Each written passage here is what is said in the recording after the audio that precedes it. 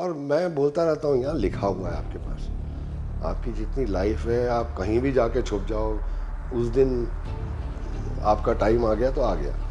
Fighter flying क्यों नहीं करके जाओ, अगर जाना है तो जाएंगे, ठीक है।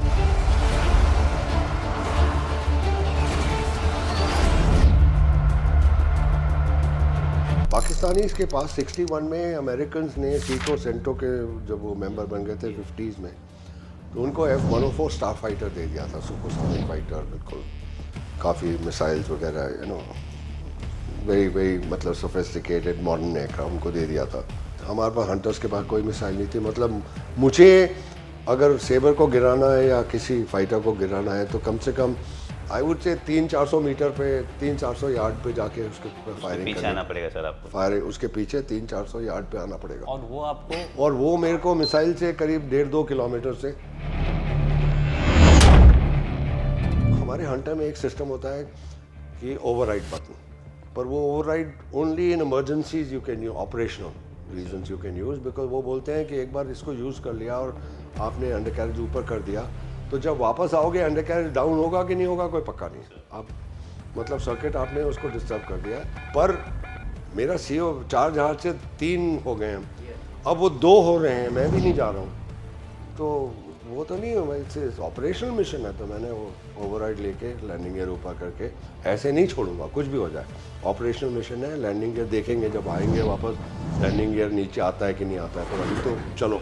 तो उनके साथ कैचअप करा, तो उस कैचअप में और लैंडिंग गियर के साथ मेरा फ्यूल और भी ज़्यादा जल रहा है, आप समझ रहे हैं ना, थोड़ा कम हो रहा है। तो हम लोग जैसे इनिशियल पॉइंट पे पहुँचे, मैं लेफ़्ट में था, वहाँ से राइट से मैंने 2 सेबर्स आते हुए देखे और वो ऐसे आ रहे हैं जैसे नॉर्मल अटैक में आते हैं ना, और फाइनली एक सेबर इनके पीछे आ गया करीब समझ लो 2000 गज पे, which is the missile range, और दूसरा सेबर मेरे पीछे आया।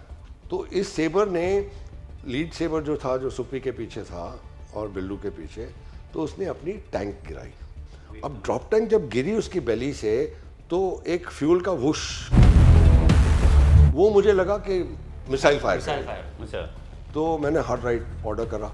अब मैंने तो काफ़ी खींचा उस सेबर की तरफ, पर हमारे ऑर्डर थे कि भाई आप लड़ोगे नहीं क्योंकि फ्यूल नहीं है हमारे पास। तो जैसे ही रोल आउट करा और सडनली मैंने देखा इधर इतना बड़ा सेबर मेरे सामने है, मैं अगर पत्थर फेंकता तो उसको मार सकता था, इतनी दूर पास में।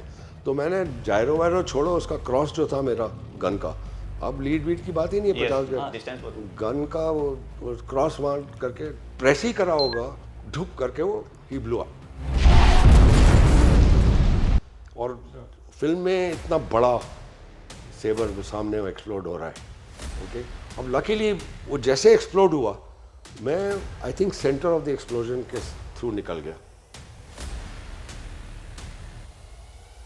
एंड आपका लैंडिंग गियर काम कर गया था? जैसे ही मैंने डिस्पर्सल में टर्न करा,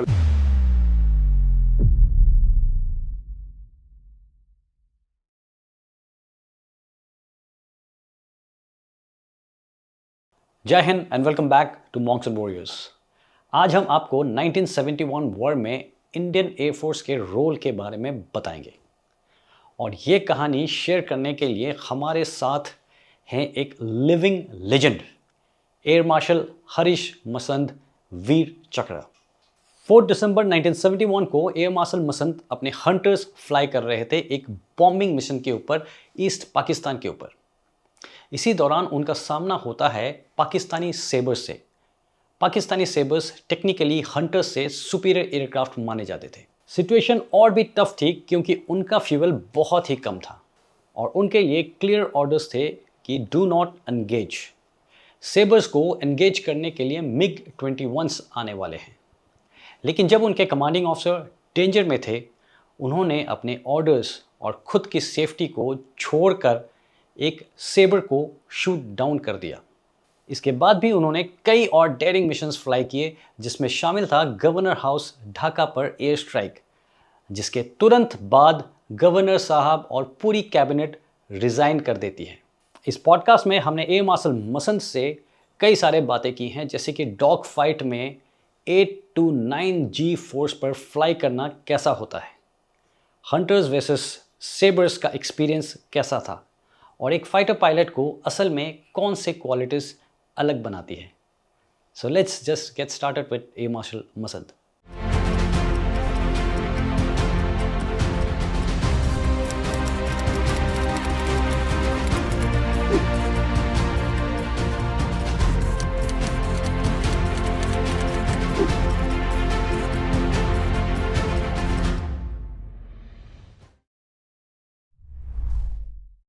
Jai Hind, sir, and thank you so much for coming on our podcast, sir.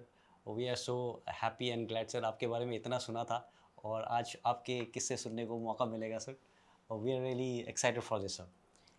In fact sir we are lucky sir कि आपने हमको इनवाइट किया अपने घर पे. अभिनंदन है. It's my pleasure. Thank you. Sir thank you Thank you, so sir. Much, sir.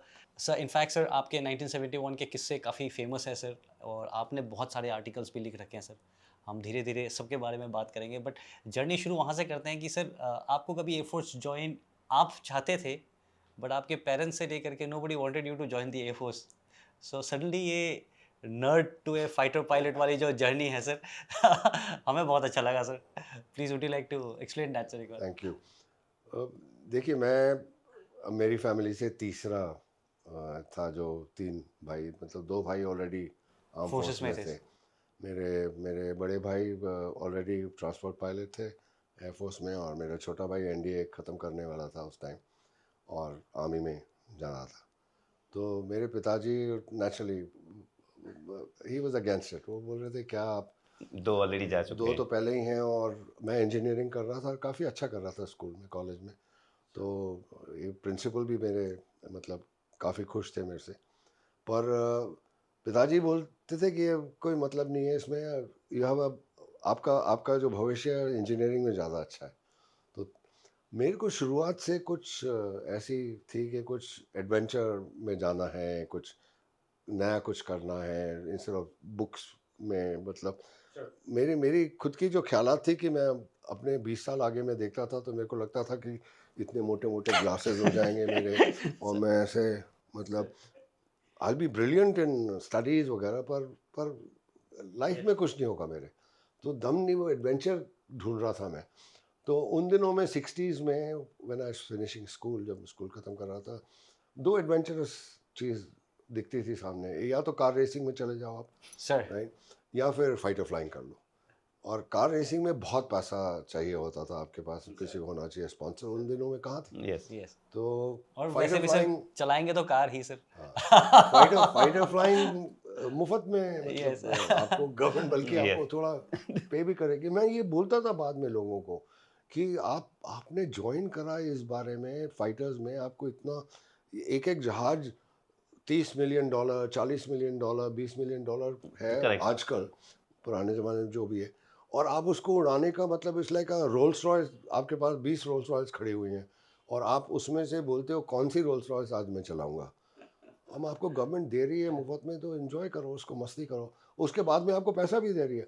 और मैंने ये भी बोला था एक दिन, जब आपको मालूम होगा 97 में ये एयरमैन एजिटेशन हुआ था टेक्निकल का, आफ्टर द 4th 5th पे कमीशन एयरफोर्स में हुआ था, थोड़ा बतंगा काफ़ी.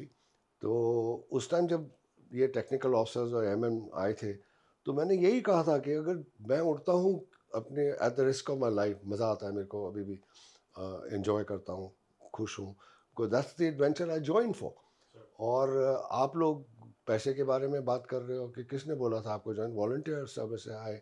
जब कभी गवर्नमेंट को पता पड़ जाएगा कि मैं जहाज को क्या करता हूँ रोज ले जाके कितना बैंड करता हूँ, वो बोलेंगे कि अब नहीं, आप $10,000 पर शॉर्टेज भरो, तो फिर मेरे को छोड़ना पड़ेगा. और यहाँ आप लोग पैसे की बात कर रहे हो. हम लोगों ने जब ज्वाइन करा था, पैसा सोचा भी था कि क्या पे है, कहाँ मिल रही है कुछ. हम तो आए थे एडवेंचर के लिए और देश की सेवा, चलो कॉमराडरी वगैरह में जो भी हमारा लाइफ रही. तो उस समय में पिताजी ये बोलते रहते थे कि मत जाओ.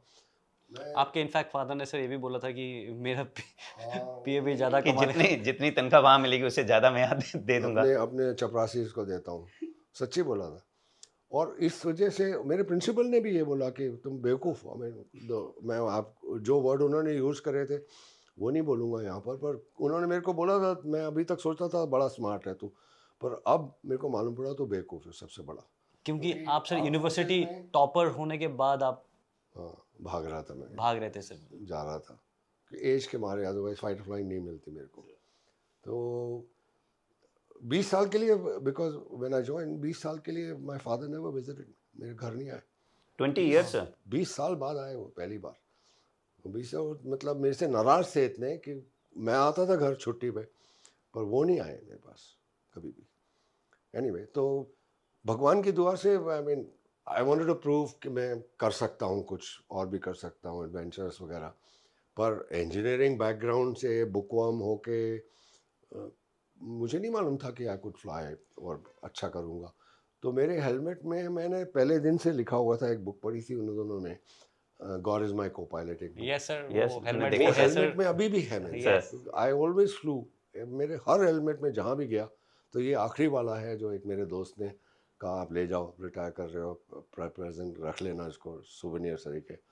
ख़राब हो गया था हेलमेट वैसे भी, सर तो उसमें अभी भी लिखा रहता है ऐसे साइकेडेलिक लेटर्स में, गॉड इज़ माई को पायलट। तो भगवान ने की दुआ से अभी भी मतलब उसने बचा के रखा है, अच्छा रखा है, लड़ाई लड़ी सब कुछ, मतलब ऐसी लाइफ कहाँ मिलेगी किसी को। बट सर फिर एंट्री कैसे हुई? एंड मैंने सुना है सर कि आप वहाँ से भी एक बार छोड़ के आ रहे थे। हाँ हाँ, वो ऐसा हुआ था। देखिए, आफ्टर 62 वॉर चाइनीज़ के साथ जब हुआ था, तो एयरफोर्स ने अपनी इंडक्शन बहुत बढ़ा दी थी। सर आप बाय एनी चांस उस समय थे सर 62? मैं तो स्कूल में था उस टाइम। Oh sir. 63 में मैंने स्कूल ख़त्म करा, 66 में एयरफोर्स ज्वाइन करी मैंने, 3 साल इंजीनियरिंग करके। तो 62 का वॉर, हम लोग इंदौर में थे। 62 वॉर में यहाँ मऊ से टैंक्स वगैरह जाती थी Indore railway station, we could see people, you know, उनके पूरे कॉन्वॉय जाते थे। तो वो भी लगता था कि अपने को देश के लिए कुछ करना है। एनसीसी में ज्वाइन ही कर रहा था मैं, एविंग वगैरह। भाई ऑलरेडी था, बड़ा भाई। तो एंड आपके भाई सर एक 7 पैरा में भी थे सर? छोटे वाले, छोटे वाले। छोटे बाद में, सर। वो तो एनडीए में थे उस टाइम। Okay sir. उस टाइम एनडीए 62 63 में एनडीए में थे वो, बल्कि 64 में एनडीए में सैनिक स्कूल से। तो हम लोग जब एयरफोर्स एक्सपैंड कर रहे थे, काफ़ी उन्होंने लिया था, तो 62 टू 67 68 जो कोर्सेज थे हमारे, कोर्सेज करीब करीब लाइक मेरे कोर्स में 250 कैडेट्स थे एयरफोर्स में। उसमें से 180 या 82 कमीशन हुए, बाकी 70 रिजेक्ट हो गए ट्रेनिंग में। हाँ, 182 ऑफिसर्स आप प्रोड्यूस कर रहे थे उस टाइम। हम लोग जब स्क्वाड्रन में पहुँचे, पीस टाइम जो ऑथराइजेशन होता है स्क्वाड्रन का, 20 पायलट्स होते हैं, 16 जहाज़ होते हैं, 20 पायलट। तो वो टाइम में 4 5 6 पायलट और एक्स्ट्रा दे देते हैं, 10 पायलट उनको, सो दैट वो उसका यूटिलाइजेशन अच्छा रहे, पायलट थक नहीं जाए, एक के बाद चेंज भी कर सकें। हमारे स्क्वाड्रन में 69 में 68 में मैं स्क्वाड्रन हासीमारा में पहुंचा, 37 स्क्वाड्रन, ब्लैक पैंथर्स बोलते थे। मैं 35th सीनियरिटी लिस्ट में था, और 69 में हम लोग 52 पायलट्स हो गए थे। एक स्क्वाड्रन में सर एक 20 स्क्वाड की में जगह 52 पायलट्स थे हम लोग। तो हमारे में से 30 पायलट जो जूनियर पायलट थे, समझ लो, वो हमको जहाज़ को हाथ लगाने के मौका नहीं मिलता था। तो 6-8 महीने ऐसे ही बैठे थे हम वहाँ ग्राउंड पे, कुछ ना कुछ मतलब ऑक्यूपाई करने के लिए, ये कर लिया वो कर लिया, काफ़ी मस्ती भी करी। पर फिर भी आई मीन 6 महीने के बाद मैं तो आई वाज फेड अप। तो मैं गया अपने सीईओ के पास रेजिग्नेशन लेके कि देखिए, आपके पास बहुत पायलट्स हैं, मैंने ज्वाइन करा था क्योंकि एयरफोर्स को पायलट्स की ज़रूरत है। मैं अपनी इंजीनियरिंग कर रहा था 3 साल, चलो 2-3 साल का ब्रेक हो गया, मैंने फाइटर्स भी थोड़ा बहुत उड़ा लिया, मुझे वापस जाने दो, मैं इंजीनियरिंग कर लूँगा अपनी। तो बोले नहीं, मेरे को नंबर 1 इन द कॉस्ट, तो कैसे आप जा सकते हो? तो बोले नहीं, मैं उड़ाऊँगा आपको। Number 1 in flying flying course. वगैरह, हाँ, फ्लाइंग कोर्स में। तो मेरे पास है वो ट्रॉफी वगैरह कहीं पड़ी है। Air chief marshal Arjan Singh थे उस टाइम, सर सर वाह, सर सर। ओह वाह जो उन्होंने कमीशन करा था, तो वो फोटोग्राफ्स वगैरह हैं। पर एनीवे, नॉट इम्पॉर्टेंट। पर उन्होंने कहा नहीं नहीं, ऐसे कैसे हम उड़ाएंगे आपको, कैसे करके। तो छुट्टी चले जाओ थोड़े दिन, 45 डेज़ की छुट्टी दे दी। तो मैं हासीमारा से अपनी मोटरसाइकिल में, उन दिनों में मेरे पास एनफील्ड थी, इंदौर 2200 किलोमीटर तो सर 4 दिन में घूमते फिरते आया आराम से, बहुत मज़ा। चला गया वापस, फिर फ्लाइंग नहीं मिली 10-15 दिन, तो फिर गया मैं एक और एप्लीकेशन लेके, एक रेजिग्नेशन। तो इस बार उन्होंने बोला नहीं नहीं, उड़ाओ इसको। और ये अभी किस साल की बात है सर? ये 69 69 की बात है। 68 दिसंबर में मैं स्क्वाड्रन में गया, 67 में भी वो कमीशन हो गए थे। एक साल इधर उधर थोड़ा माइनर ट्रेनिंग थी हमारी, पूना में 6 महीने जामनगर में 10-10 20-20 घंटे उड़े टोटल। पर स्क्वाड्रन में, ऑपरेशनल स्क्वाड्रन में हम 68 में 4 दिसंबर 68 में मैं पहुंचा था। Oh wow sir, the same day sir? Same day 4 दिसंबर, बहुत इंपॉर्टेंट जगह है ये डेट, आपको बार बार रिपीट होगी, देख लेना। 4 दिसंबर क्यों मेरे मेरे मतलब लाइफ में भाग्य में कैसे आई, वो वेरी इंपॉर्टेंट डेट बन गई। तो उन्होंने बोला नहीं, इसको उड़ाना ही पड़ेगा अब। तो उन्होंने नंबर 2 फ्लाइट कमांडर थे एक हरीश सिंह जी करके, उनको भाई जी बोलते थे सब लोग, मतलब Sir. थोड़े सीनियर। तो भाई जी इसको उड़ाओ हरीश को, आपके नेम से एक हरीश को।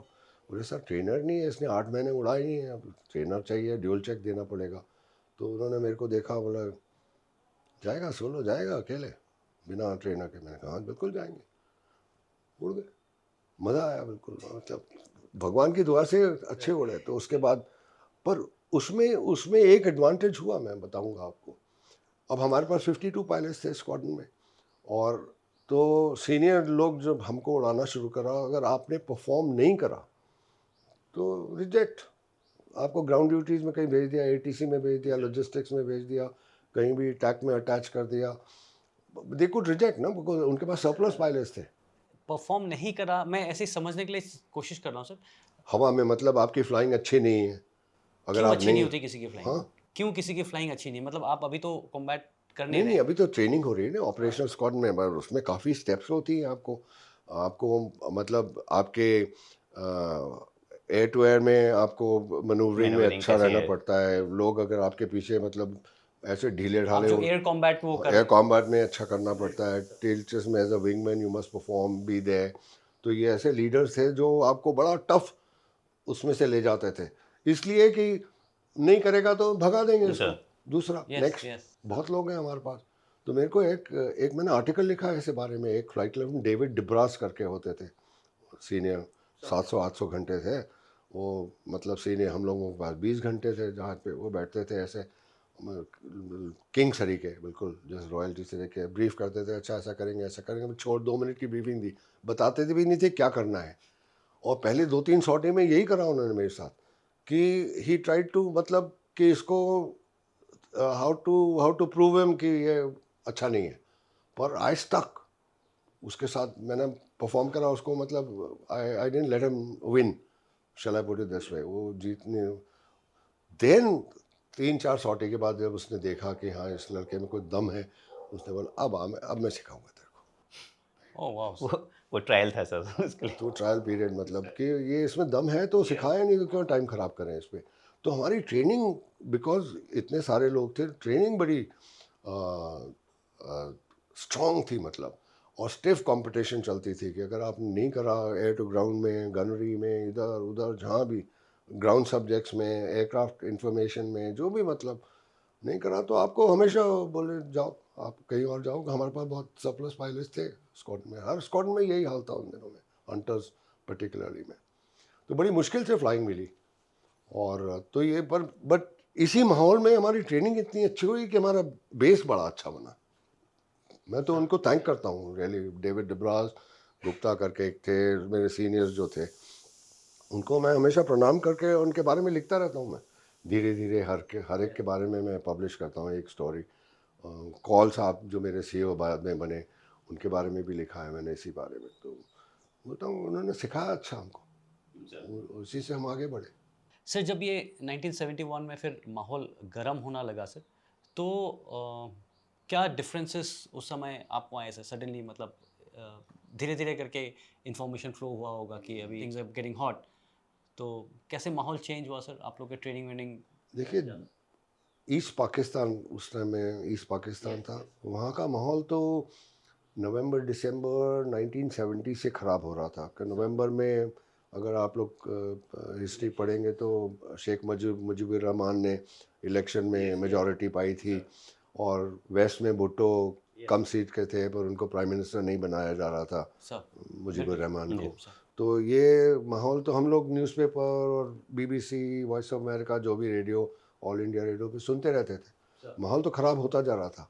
पर मार्च 25 को जब उन्होंने ऑपरेशन सर्चलाइट लॉन्च करा और काफ़ी लोगों को पाकिस्तानी आर्मी ने बांग्लादेश में एक साथ मारा। ढाका में मारा, ईस्ट पाकिस्तान में मारा, तो मतलब हम लोगों को तो खबर मिलती रहती थी और धीरे धीरे वो रेफ्यूजीज जो है शरणार्थी आना शुरू हो गए। एक टाइम पे बताया गया कि 10 मिलियन रेफ्यूजीज हिंदुस्तान में थे। हमारे हाशिमारा के पास जहाँ मैं था वहाँ पर भी एक दो रेफ्यूजी कैंप बन गए थे पास में, तो हम लोग जाके देखते थे कि उनकी कंडीशन कैसे है, कभी कुछ खाना ले जाते थे, कुछ ऐसे ही हेल्प करने के लिए। तो उनकी उनकी हालत बहुत ख़राब थी बेचारों की। गवर्नमेंट ऑफ इंडिया उनको काफ़ी दे रही थी जितना उनकी क्षमता थी, पर फिर भी जैसे वो आए थे बिना किसी के, और क्वाइट फ्रैंकली मेरे को मैंने तो नहीं देखा था, पर हम लोग भी बलूचिस्तान से ऐसे ही आए थे 47 में, और मैं बिल्कुल छोटा था, तो मेरे पिताजी इसके बारे में काफ़ी कहानी बताते थे हम लोगों को जब हम बड़े हो रहे थे। तो थोड़ा सहानुभूति तो रहती है ऐसे लोगों के लिए जो इस कंडीशन में आए हैं, जिनके मतलब फैमिली वालों को मारा गया है, ये करा गया, रेप हुए थे, और अच्छा। बहुत बहुत गंदा माहौल था उस जेनोसाइड टाइम। सर। तो वो देख रहे थे हम, और करीब करीब मई जून से हमें स्क्वाड्रन्स को स्टैंड बाय पे रख दिया था कि कभी भी लड़ाई हो सकती है, तो आप तैयार रहिए मतलब। तो हम लोग 4 आदमी तो एक टाइम पे स्क्वाड्रन में सोते थे जून से करीब, वहीं पर, घर नहीं जाते थे, वहीं सोते थे स्टैंड बाय पे कि अगर ज़रूरत पड़ी तो एकदम 4 जहाज़ तो कम से कम लॉन्च कर सकेंगे, फिर बाकी जब तक आए, बाकी लोग जब तक आए। तो माहौल ख़राब हो रहा था उस टाइम पे, और धीरे धीरे मतलब ऐसा ही चल रहा था। हमारी ट्रेनिंग भी थोड़ी उन्होंने ज़्यादा कर दी, जस्ट इन केस लड़ाई हो जाती है तो ट्रेनिंग भी काफ़ी फोकस हो गई। और इसी टाइम में सुपी कॉल जो थे हमारे सीईओ उस टाइम, उन्होंने फर्स्ट वो मेरे चौथे सीईओ थे स्क्वाड्रन में एक्चुअली, पर उन्होंने कमांड ली थी 1 अप्रैल 1971 में स्क्वाड्रन की, और वो पहले से फोटो रेकी में ट्रेंड थे। 101 स्क्वाड्रन वैम्पायर्स में उन्होंने करा था पहले। अच्छा। तो हंटर्स को मॉडिफाई जब हुए तो हम लोग पहले 37 स्क्वाड्रन को उन्होंने कैमरास दिए, हमारे एयरक्राफ्ट को मॉडिफाई करा हमने, कैमरास वगैरह लोकल फिटमेंट हुई जल्दी जल्दी, और करीब 6 जहाज हमारे कैमरा ऑपरेट करते थे। उसमें फोटो रेकी का एक मतलब फाइटर रिकॉनेसेंस के लिए जो बोलते हैं, वो कैमरा थे विंटन के, forward looking and 2 side looking camera. और सुपी कॉल ने हमको ट्रेनिंग दी क्योंकि उनके पास पहले ही थी, ये एक ट्रेनर भी था, तो उन्होंने उड़ा के दिखा के ऐसे करते हैं, इतनी दूर होता है, ऐसा करते हैं, वैसे करते हैं, वो जो भी टेक्निक थे, और फिर फ़ोटो को कैसे इंटरप्रेट करते हैं वो सिखाया था। तो हम लोग तैयार थे उसके लिए, लड़ाई के लिए उस समय। तो सर इंडक्शन कैसे हुआ आपका, लाइक किस तरह से शुरुआत हुई? तो लड़ाई के पहले ही करीब करीब अक्टूबर से सुपी कॉल ने मुझे, सीईओ थे, मैं एडजुटेंट भी था सर ये sorry to interrupt sir, group captain Sufi Kaul, wing wing commander commander, okay, उन जो बाद में सर एयर चीफ भी बने। हाँ, बाद में 93 में air chief, 1 July I think बने थे चीफ उसके बाद में। तो कॉल साहब ने मुझे अपना परमानेंट विंगमैन बना लिया था उस टाइम तक, भले ही मैं काफ़ी वो मतलब सवाल पूछता रहता था, कुछ करता था, तो उन्होंने कहा ये बंदे में दम दिखता है थोड़ा, इसको ले चलते हैं साथ में। तो हम लोगों ने कॉल साहब को जब भी कमांड से आते थे टास्क, तो मेरे को ले जाते थे अंदर रिकॉनेसेंस, फोटो रिकॉनेसेंस करने के लिए। अंदर एज इन मतलब ईस्ट पाकिस्तान ईस्ट के अंदर? पाकिस्तान के अंदर कई जगह इधर उधर। कितना अंदर तक चले जाते थे सर? 100-150 किलोमीटर आराम से। हमारे नजरिए से तो बहुत है। हमारी हम रेंज, इन्फेंट्री वाले ना सर, हम आर्मी वालों के लिए। हंटर की रेंज करीब समझिए आपके 300-350 किलोमीटर थी लो लेवल पे। हम लोग 100-150-200 जाते थे। एंड कभी उसमें उनके सामने वो कोई नहीं, हम लोग तैयार थे, मेरा जॉब यही था, सुपी नेविगेट करते थे, वो लीडर नेविगेट्स, मेरा जॉब ये था कॉन्स्टेंटली क्योंकि कोई एनिमी सेबर नहीं आ जाए, फाइटर नहीं आ जाए। और भगवान की दुआ से मेरी आंखें भी अच्छी थी, अभी भी मैं अभी भी पढ़ता हूँ बिना ग्लासेस के वगैरह, ओह वाह सर। भगवान की दुआ से। तो उन दिनों में कई लोग मुझे हॉकाई करके भी बोलते थे कि मैं काफ़ी दूर से जहाज देख लेता था एनिमी वगैरह की स्पॉटिंग के लिए। तो मेरा जॉब यही था, बस कॉन्स्टेंटली इधर उधर पीछे देखना, उनके पीछे देखना, मेरे खुद के पीछे देखना कि कोई वो नेविगेट कर रहे हैं, ले जा रहे हैं टारगेट की तरफ, और मैं फॉर्मेशन को कवर कर रहा हूँ कि कोई आके अटैक नहीं करे हमारे लिए। सर उस समय कोई गैजेट्स कुछ भी नहीं होता था शायद उन हमारे पास, दिनों में रडार कहाँ वो जहाज और या पुराने, हमारे पीछे रडार से कोई उनके पास भी एयरबोर्न रेडार नहीं थे, तो कोई हमारे पास रेडार वार्निंग रिसीवर नहीं थे। पर ईस्ट पाकिस्तान में उन्होंने काफ़ी सेबर जो थे, 14 स्क्वाड्रन पाकिस्तान एयरफोर्स की थी वहाँ ढाका में, उनमें काफ़ी सेबर्स में उन्होंने मिसाइल्स फिट कर दी थी, side winder, American side winder missile, जो हमारे पास नहीं थी। अच्छा, हमारे सिर्फ मिग्स में का-13 रशियन मिसाइल थी। साइड वाइंडर थोड़ी सुपीरियर भी समझते हैं लोग उस टाइम की टेक्नोलॉजी में। तो हमें मतलब कम से कम उन दिनों का जो कॉम्बैट होता था वो ऐसा फ्रंटल कॉम्बैट नहीं था जहाँ आजकल जो आप देख रहे हैं कि 200 किलोमीटर दूर उन्होंने मिसाइल लॉन्च कर दी। उन दिनों में तो आपको दूसरे एनिमी के जहाज़ के पीछे जाना पड़ता था। अगर मिसाइल है तो आप डिपेंडिंग ऑन लेवल कि आप किस लेवल पे उड़ रहे हैं, लो लेवल पे 1-1.5 किलोमीटर पे आपकी रेंज होगी मिसाइल मिसाइल की। मिसाइल की, 1-1.5 किलोमीटर से? 1-1.5 किलोमीटर। हाई लेवल पे 8-10 किलोमीटर हो जाएगी क्योंकि उसका रेंज बढ़ जाती है, right, from rear quarter also. तो हमको कम से कम 2-3 किलोमीटर अपने पीछे आसपास क्लियर करना ज़रूरी था एयर स्पेस को, कि कोई उसमें आ नहीं जाए। That was my job as a wingman all the time. तो and flying at that speed, आप तो अकेले हैं सर, वो आदत पड़ जाती है।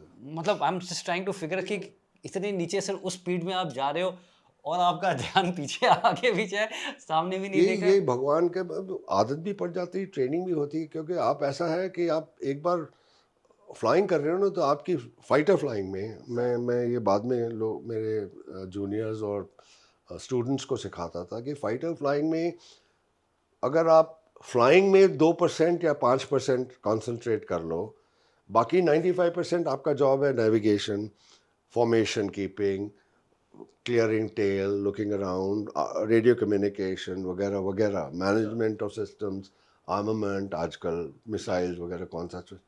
तो फ्लाइंग में आपको 2-4% कोई क्वांटिफाई नहीं कर सकते, यस यस पर जितना मिनिमम आपको फ्लाइंग में एफर्ट लगे, अटेंशन लगे, वो उतना आप अच्छे उड़ते हो, फिर क्योंकि आपके पास बहुत टाइम है देन बाकी। आप बाकी चीज़ों को कंट्रोल कर पा रहे हो सर। तो इसलिए मैं सिखाता था उनको कैसे ये करना है। तो खुद ही ये तो सीख लिया था हमने उनके कि हम लोग लो लेवल पे उड़ रहे हैं, ठीक है, अब 400 450 नॉट्स, मतलब करीब 800 और 850 किलोमीटर पे स्पीड से जा रहे हैं लो लेवल पे, 100 फुट पे हैं, 50 फुट पे हैं। 50-100 फीट पे सर। हाँ, वो अदरवाइज रेडार yes, पिकअप हो yes, जाता है sir. ना। तो पेनिट्रेशन नॉर्मली उस टाइम में लो लेवल था। तो मैं सर हेलीकॉप्टर्स में उस ऑल्टीट्यूड में वो नैप ऑफ अर्थ फ्लाई किया वो है, वो 10-15 इट बिकम फुट पे। स्कैरी सर, जिस हिसाब से जाता वो भी करा है मैंने श्योर सर एज आप कमांडर, वो भी कर रहा है बहुत। पर हाँ, उनके लिए 10 foot, 15 foot, 20 foot, just above tension cable, just above tree level, वो उनके लिए ज़रूरी है। अदरवाइज वो इतने स्लो है कि उनके दे बिकम वल्नरेबल ना, थोड़ा एक्सपोज करें।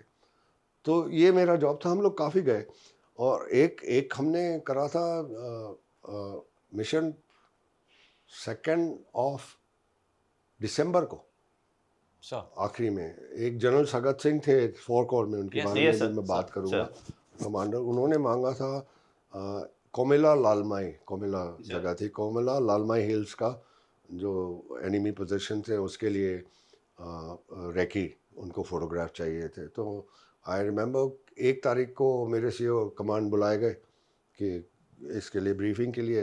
1 तारीख रात को मुझे फ़ोन आया उनसे कि हरीश कपे कल 2 जहाज़ ले आना गुवाहाटी में तैयार इसके लिए, फ़ोटो रेकी के लिए। तो मैं एक दूसरे को ले गया, वहाँ गए। उन्होंने फिर बड़ा सीक्रेट हशश टास्क था, तो उसी टाइम बताया यहाँ जाना है अपने को। तो उसी टाइम बैठ के वो क्रू रूम में जहाँ वीआईपी हट थी, जहाँ डिस्पोजल में, वहाँ बैठ के मैंने पूरा मैप बनाया। अब वो सीन सी दीवान एयर मार्शल दीवान साहब थे, वो मेरे पीछे खड़े होकर जल्दी करो जल्दी करो। मैंने कहा सर, अगर आप ऐसे खड़े होकर बोलते रहेंगे तो जल्दी में गलती हो जाएगी, आप प्लीज़ 15 मिनट जाके आप कॉफ़ी पीजिए, आराम करिए, मैं बना लूँगा। पर मेरे को मतलब ये Peace of प्लानिंग mind. में yes you want to focus यार, वो पीछे से कोई खड़ा होकर आपको करता रहे तो वैसे ही गलती हो जाएगी। मैंने कहा, बोला सर प्लीज़ आप थोड़ा जाके आराम करिए, सीओ को बोला इनको ले जाइए कहीं, कॉफ़ी वॉफ़ी पिलाइए इनको। तो गए थे हम लोग ऐसा करने। तो हम लोग 2 तारीख को वहाँ गए, कुंभीग्राम में लैंड करा, क्योंकि हमारे पास इतना फ्यूल नहीं था गुवाहाटी से जैसे गए थे कोमेला लाल महल कि वापस आ सके। तो कुंभीग्राम में लैंड करा करीब 1-2 बजे दोपहर में। फिर फ़ोटो, उनके फ़ोटो सेक्शन में 6000 प्रिंट, 3000 प्रिंट पर एयरक्राफ्ट निकलती थी। 6000 प्रिंट वो डेवलप हुई 6-7-8 बजे तक रात को। फिर हम लोग बैठे फ़ोटो सेक्शन में 2 बजे रात तक, एक एक प्रिंट को देख के मार्क करने के लिए कहाँ गन प्लेसमेंट है, कहाँ क्या है। तो कभी सुपी, वो भी कभी आप मैं। करते थे सर? और कौन करते हैं? ओके, बिकॉज़ हमें लग रहा था सर कि शायद आप लोग फोटोग्राफ्स क्लिक करके किसी को हैंडओवर करते होंगे एंड जनरली सिस्टम वही होता है, एक फ़ोटो सेक्शन में दे दिया, फिर एक फ़ोटो इंटरप्रेटर होता है, वो होना चाहिए। उस टाइम कहाँ फ़ोटो इंटरप्रेटर, सब खुद करो।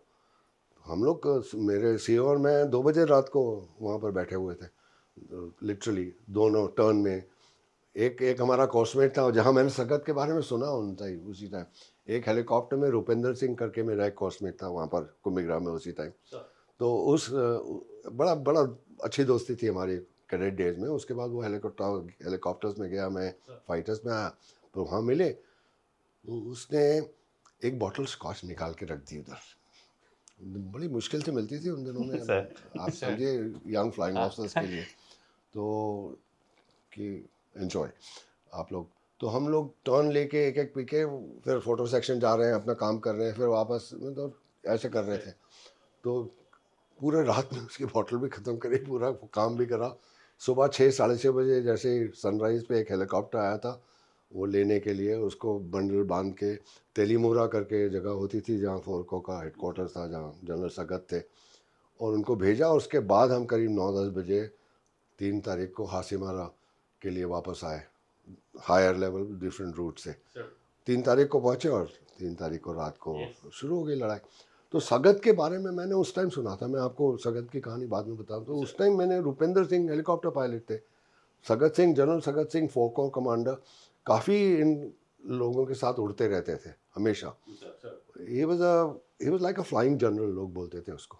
वो हमेशा कहीं ना कहीं वो हेलीकॉप्टर पकड़ के किसी में पकड़, उसके पास होता तो वो फाइटर में घुस जाता वो। वैसा आदमी था वो। He was a paratrooper incidentally.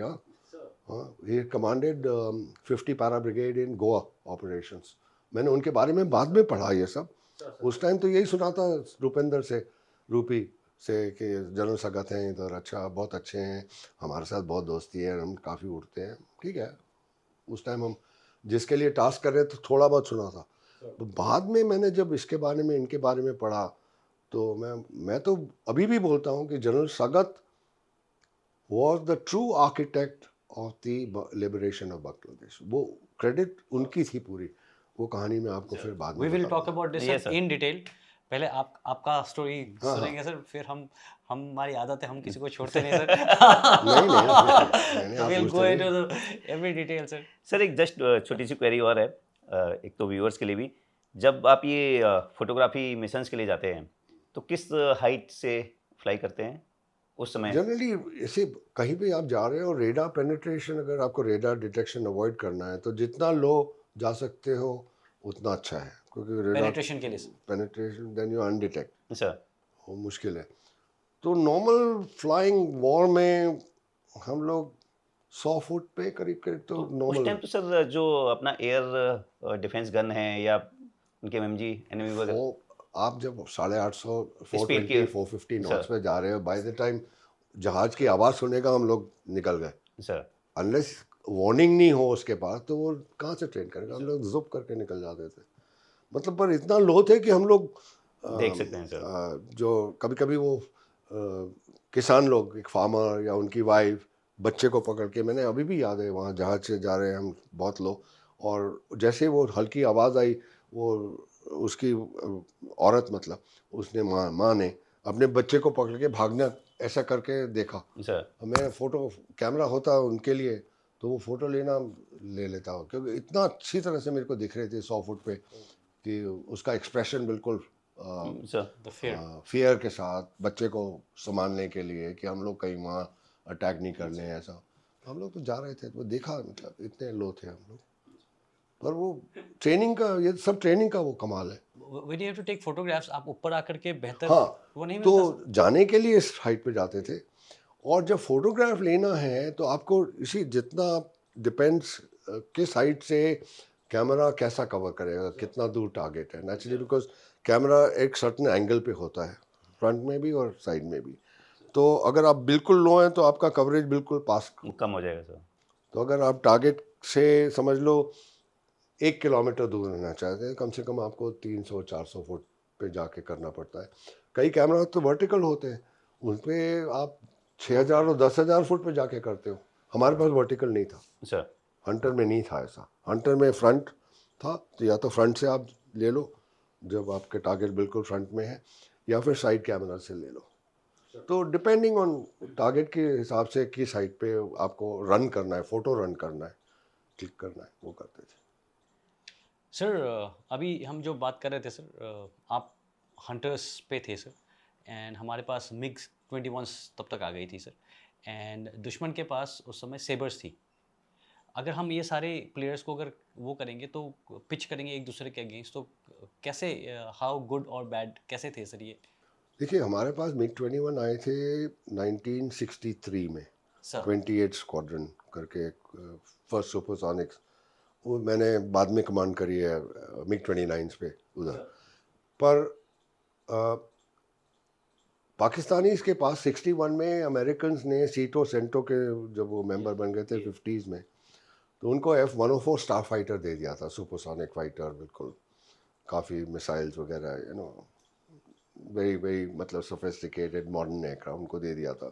करीब 61 में वो पाकिस्तान एयरफोर्स में इंडक्ट हो गया। हमारे पास उसके लिए कुछ नहीं था, इतना स्पीड सुपरसोनिक फाइटर नहीं था।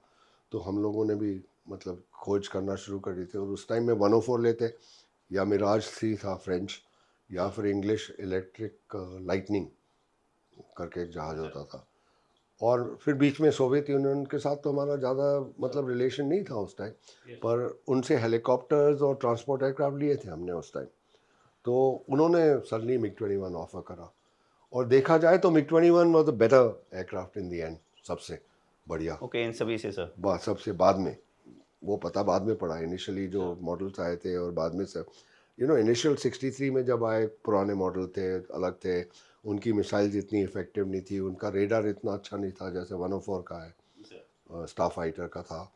पर धीरे धीरे जो इम्प्रूवमेंट्स हुए, और बाई 65 में तो उन्होंने थोड़ा सा ही पार्टिसिपेट करा वेस्टर्न फ्रंट पे मिग 21 ने, बट बाई 71 हम लोगों ने मिग 21 को काफ़ी मतलब एक्सपीरियंस भी गेन कर लिया था, और उसको यूटिलाइजेशन के लिए काफ़ी दिमाग से उसको अलग से यूटिलाइज कर रहे थे हम। सोवियत फिलॉसफी नहीं चल रहे थे उसमें, तो मिग 21 काफ़ी अच्छा निकला उसमें बाद में।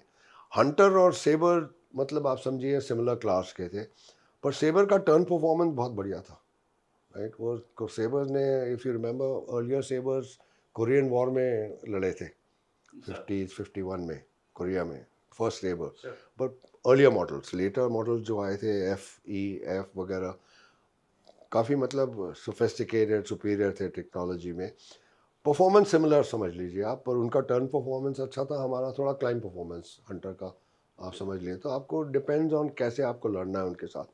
पर उन्होंने अपने सेबर्स में मिसाइल्स मॉडिफाई कर ली थी, हमारे पास हंटर्स के पास कोई मिसाइल नहीं थी। मतलब मुझे अगर सेबर को गिराना है या किसी फाइटर को गिराना है, तो कम से कम आई वुड से 300-400 मीटर पे, 300-400 यार्ड पे जाके उसके उसके फायरिंग पीछे आना पड़ेगा सर आपको। फायरिंग उसके पीछे 300-400 यार्ड पे आना पड़ेगा, और वो आपको, और वो मेरे को मिसाइल से करीब 1.5-2 किलोमीटर से उड़ा सकता और है। अगर ऑल्टीट्यूड ज़्यादा है तो 8 किलोमीटर भी जो आपने बताया था सर, हाँ। 7-8 किलो अगर ऊपर है हाइट पे। हाँ, अगर ऑल्टीट्यूड ज़्यादा है तो ज़्यादा रेंज पे, लो लेवल पे, कि मैं अभी लो लेवल हम लोग उड़ रहे थे, लो लेवल की बात कर रहा हूँ। तो इवन हाई ऑल्टीट्यूड पे अगर मेरे को गन शॉट लेना है किसी पे, जैसे हमारे पास गन थी, वही 300-400 मीटर Yes, पे आना yes, पड़ेगा। जाना पड़ेगा। क्योंकि गन में क्या होता है, जैसे आपने अगर कभी डक शूट पे गए हैं 12 बोर लेके, तो डक कैसे उड़ रही है, आपको यहाँ पर Yes, sir. Yes. आगे एम करना पड़ता है। अब आप जहाज का सोचिए, जब जहाज टर्न कर रहा है किस स्पीड पे कर रहा है, डक तो 20 किलोमीटर 30 किलोमीटर पे जा रही है, ये जहाज जा रहा है 600-800 किलोमीटर 900 किलोमीटर पे, तो कितना हेड आपको लीड लगानी पड़ेगी, कितना हाई, वो भी तो 3D उसके लिए गन साइट होती थी हंटर में, जायरो गन साइट, वो कैलकुलेट करके आपको बताती थी। पर अगर आप ज़्यादा दूर है तो लीड बहुत ज़्यादा हो जाती है, जितना distance time taken by the bullets to travel उतना आपको करना पड़ता है। तो आउट ऑफ रेंज फायरिंग में मुश्किल था जहाज को हिट करना, मतलब एक्यूरेटली। तो the closure you were the better. Sir in fact आपने और एक चीज़ जो शायद व्यूअर्स को समझने में फट से वो ना हो, इसलिए आपने जो टर्न रेडियस बताया, तो टर्न रेडियस जितना मुझे पता है सर, आप ही से अभी सुना है सर कि डॉग फाइट्स में बहुत एसेंशियल है, क्योंकि आपको घूम करके पीछे आना होता है। करेक्ट। तो जिसका टर्न रेडियस अच्छा है, बेहतर है, तो वो जल्दी से आपके पीछे आ सकता है। Advantage है उसके पास। एडवांटेज है। और सेबर्स हंटर्स से अच्छे थे सर। टर्न रेडियस उसका अच्छा था। हमारा ना ऐसा है, एयर में it's not a 2 dimensional flight, it's a Yes, 3 dimensional flight. तो मैं लोगों को सिखाता था, मैंने एक खुद की थियरी बनाई थी called theory of paths. Young days में जब मैं इनसे सीख रहा था ना, डिब्रास वगैरह की बात करी मैंने, सर हम लोग ग्राउंड पे बैठ के देखते रहते थे ये क्या कर रहे हैं ऊपर जब उड़ रहे थे। यस तो ये मैंने पाथ्स की थियरी, हवा में आपको कोई बताता नहीं कि अगर ये जहाज है तो उस रोड तो है नहीं, कोई मार्किंग तो है नहीं, आपको इमेजिन करना पड़ता है ना कि जहाज कहाँ है। तो उसको कैसे मतलब कैलकुलेट करोगे आप, कैसे एस्टिमेट करोगे, और अगर वो ऐसे टर्न कर रहा है हॉरिजॉन्टल प्लेन में, तो मैं वर्टिकल प्लेन में कैसे उसके कट कर सकता हूँ। तो I make it a 3 dimensional flight. वो ऐसे Yes. जा रहा है, आप मैं अच्छा देखिए, आपका हम जहाँ दोनों, फायदा है हम सर। समझ लो Yes. दोनों ऐसे हैं हाँ ऑपोजिट साइड। अगर मैं उसके साथ टर्न करता रहूँगा तो वो मेरे पीछे आ जाएगा, there nothing I can do. But if मेरे सुपीरियर पावर, अगर मेरे पास क्लाइम रेट अच्छी है और मैं ये करूँगा तो मैं उसके पीछे आ सकता हूँ। Yes. समझे ना? यस ये यस। ये theory. So you have to play on your strength, yes, aircraft आपकी की जो, ताकत को। सर सर सर बिल्कुल। तो ये मैंने उसी टाइम थियरी ऑफ पाथ्स करके मैंने पूरा बनाया था डायग्राम्स वगैरह की, कैसे क्या होता है, कहाँ क्या करता है। और ये मेरे स्टूडेंट्स को मैंने सबको सिखाया, जैसे मैं सीनियर बना सबको मैंने ये सिखाया कि कॉम्बैट में वो दोज डेज अभी भी ज़रूरत है। आप अपने अपने फॉर्मेशन मेंबर के साथ आपको फॉर्मेशन में जाना है, ठीक है? तो टेक ऑफ तो नेचुरली साथ में 10,000 तो टेक ऑफ नहीं करेंगे, एक के बाद एक एक करेंगे। एक करके। तो आप जैसे वो टर्न करता है आप कैसे कट करके करेक्ट पोजीशन में थियरी पाथ से सुन के कहाँ आ जाएंगे। अच्छा, फिर आपको फॉर्मेशन कीपिंग में कभी कभी लोग करते हैं गलतियाँ, कॉन्स्टेंटली आप थ्रॉटल ऊपर नीचे करते रहोगे, देखते रहोगे जहाज को, तो आपका फोकस फॉर्मेशन कीपिंग पे ज़्यादा होगा। 90% जो मैंने बोला था, 98% की जगह आप 50% तो फॉर्मेशन कीपिंग में डाल दोगे शायद कॉन्स्टेंटली। तो मैं उनको कैसे सिखाता था कि आप एक बार सेट कर लिया ना थ्रॉटल, उसके बाद छोड़ दो, उसके बाद आप इधर देखते रहो, अपना घूमते रहो, थोड़ा सा आगे जा रहे हो वीव कर लो, थोड़ा पीछे जा रहे हो डिप करके एक्सेलरेट कर लो, तो कट कर लो उसके अंदर जहाज पाथ से। कितना स्पेस होता है सर मैन्यूवर करने के लिए? एक दो नहीं आई एम जस्ट आस्किंग, मुझे नहीं पता सर कितना स्पेस होता मीडियम है लेवल पे होता है, लो लेवल पे यू कांट गो इनसाइड। हाँ लो, बट अगर लो लेवल पे आप फॉर्मेशन ऐसे फॉर्मेशन में जा रहे हो फाइटिंग में, तो आप ऐसा अंदर थोड़ा ज़्यादा जा सकते हो ना, डिस्टेंस कम हो जाएगा। मतलब 1-to-1 जहाज में कितना डिस्टेंस होता है sir otherwise? Generally fighting formation हम लोग जो फ्लाई करते थे उसमें करीब 200-250 गज पे, 200 गज 200 यार्ड्स फ्रॉम ईच अदर। हाँ, और जो अगर 4 जहाज हैं तो वो फॉर्मेशन वाला इधर 1000-1500 गज अब्रेस्ट होगा दूसरा। तो इससे क्या होता है कि ऐसे फॉर्मेशन में आप जा रहे हो, तो ये मेरा जॉब होता था यहाँ से इतना कवर कर लूँ पूरा उनके पीछे, उसका जॉब होता था वहाँ से मेरे पीछे कवर कर रहे, तो हम लोग क्रॉस कवर, मतलब इट्स इनवर्ड लुकिंग सर, हाँ बाहर नहीं देखते थे। Actually no, but once in a while you look if you want, but आपकी रिस्पॉन्सिबिलिटी है उनके पीछे पूरा आँख, पीछे है सामने से पूरे पीछे तक उनके, as far as you can see. 2 kilometre तो थ्रेट रेंज हो गई, अगर आप 5-10 किलोमीटर देख सकते हो, जितना आप इधर करके टर्न करके थोड़ा बहुत जितना बाहर दे सकते हो आप पीछे, और सामने उनके इधर, और इनकी रिस्पॉन्सिबिलिटी मेरे को कवर करने के लिए। तो इस फाइटर फ्लाइंग में इसीलिए हम लोग बोलते हैं कि अगर if you lose a person, is not his fault, is the other guys fault. If I lose my wingman कल, लीडर की गलती है, क्योंकि मैंने उसको कवर नहीं करा। और अगर मैं leader get lost the wingman is booked, उसने गलती करी है कि उसने मेरे को कवर नहीं करा, सपोर्ट नहीं करा। तो इसलिए हम लोग काफ़ी बड़ी सिस्टम, मतलब वो जो बॉन्ड है हमारे बीच में वो बहुत स्ट्रांग होता है, क्योंकि हम आपस में we depend on each other ना। हमारी ज़िंदगी का मैं आप पे डिपेंड कर रहा हूँ, आप मेरे पे डिपेंड कर रहे हो, ये अकेले नहीं लड़ रहे हो, ठीक है ना, हमेशा फॉर्मेशन में। तो वो बॉन्डिंग जो होती है वो ग्राउंड पे हम लोग इतनी बढ़ा लेते हैं, सोशल एक्टिविटी से, बात से, द वे भी निकनेम दे देते हैं आपस में उल्टे सीधे, हंसी मजाक में, कुछ भी, मतलब वो बॉन्डिंग बड़ी स्ट्रांग होना चाहिए आपके पास स्क्वाड्रन में। सर मैं सॉरी, मैं बहुत इन्वॉल्व हो रहा हूँ। नहीं, आप नहीं, पूछिए। मुझे लग रहा है कि और एक लाइफ होती तो शायद इस बार फाइटर पायलट बनता। देखो नेक्स्ट टाइम। मैंने इसीलिए बोला कि मैं तो उन दिनों में सोच रहा था कि फाइटर फ्लाइंग करना है मेरे को, पर उस टाइम ये नहीं मालूम था कि ऐसी लाइफ मिलेगी मुझे। सिर्फ फाइटर मतलब उड़ाना है, मज़ा आएगा। Flying करनी थी। सेकेंड वर्ल्ड वॉर के वो कॉमिक्स पढ़े थे, स्पिटफायर, हरिकेन्स वगैरह के, कोरियन वॉर की मूवीज़ देखी थी थोड़ी बहुत स्कूल में, तो काफ़ी मतलब फाइटर। बट जो लाइफ फाइटर फ्लाइंग में आपको मैं सबको बोलता हूँ, जो लाइफ वहाँ है वो मैं नहीं सोचता कहीं मिलेगी आपको। अब आप टॉप गन मूवी देख लीजिए, हमें Sir, yes, कैसे sir. दिखाते हैं वो, I mean it's a different world completely. और मूवी में तो थोड़ा इधर उधर कर देते हैं, आप एक्चुअल जाएंगे ना तो क्या और better बढ़िया है, sir. बढ़िया लाइफ है, क्या बॉन्डिंग होती है, कैसे मस्ती करते हैं हम लोग साथ में, कैसे फ्लाइंग करते हैं, और क्या चैलेंजेस हैं। ऐसा एडवेंचर मैंने कभी देखा नहीं है जो आपको गवर्नमेंट मुफ्त में दे रही है। सर आपको सिर्फ जाना है वहाँ। हम लोग डरते भी हैं, ठीक है, फाइटर फ्लाइंग में, बट आप रोड पे, मैं जो बोलता डरते हैं हूँ उनके लिए नहीं है सर रोड ये। Accidents are more than fighter flying accidents, मेरी Yes, समझ sir. में तो देखा जाए। और मैं बोलता रहता हूँ, यहाँ लिखा हुआ है आपके पास, आपकी जितनी लाइफ है, आप कहीं भी जाके छुप जाओ, उस दिन आपका टाइम आ गया तो आ गया। फाइटर फ्लाइंग क्यों नहीं करके जाओ, अगर जाना है तो जाएंगे, ठीक है। सर आप जब पीछे जब देख रहे हैं, अगर आपको दिखता है आपके विंगमैन के पीछे कुछ है, तब आप क्या करते हैं? उनको इन्फॉर्म करें? टैक्टिकल एक्शन नहीं, इन्फॉर्म तो अलग, इन्फॉर्म तो कर देंगे, पर टैक्टिकल एक्शन लेना पड़ता है ना। You will have to go back. हाँ, you have to now manoeuvre to make sure that ये इसको सामने ले आए, हम आगे। वी स्प्लिट, दो जहाज हैं तो कैसे उनको कोऑर्डिनेटेड मनूवरिंग करेंगे to sandwich, what we call sandwich the guy, the enemy, उसके पीछे कैसे जाएंगे वगैरह। तो ये कोऑर्डिनेटेड मनूवरिंग हो जाती है फिर शुरू। सर एंड सर, जो देखना तो अलग आपके टाइम पे फ्लाइंग थी और जो अभी है, अभी मॉडर्न जेट्स आ गए हैं, वो सारी चीज़ें, दोनों में कुछ डिफरेंस है सर? वेल, डिफरेंस ये है कि टेक्नोलॉजी बहुत आगे बढ़ गई है, आपके पास वेपन्स जो हैं, मिसाइल्स, आप अब भी बियॉन्ड विजुअल रेंज की बात कर रहे हैं, वो काफ़ी टाइम से आ रहा ह्यूमन था। इन्वॉल्वमेंट? नहीं, उसमें देखिए, मैं पायलट्स के लिए तो ये बोलूँगा, फाइटर फ्लाइंग तो वही बेसिक फ्लाइंग, तो जहाज़ को कंट्रोल करना ही है आपको। उसके बाद में उसको अब सिस्टम्स भी मैनेज करने पड़ते हैं, काफ़ी ज़्यादा अभी सिस्टम्स हैं। काफ़ी ज़्यादा आ गए सर। उसमें इलेक्ट्रॉनिक्स से इंफॉर्मेशन आ रही है, वेपन्स का आर्मामेंट सिलेक्शन डिफरेंट होगा, किस रेंज पे होगा, बाकी डेटा उसके पास आ रहा है। कई जहाज लाइक Su-30 में एक वो हम बोलते हैं वेपन सिस्टम तो ऑपरेटर, एक सेकंड पायलट भी, मतलब पायलट कम ऑपरेटर रखते हैं वो लोग, सर।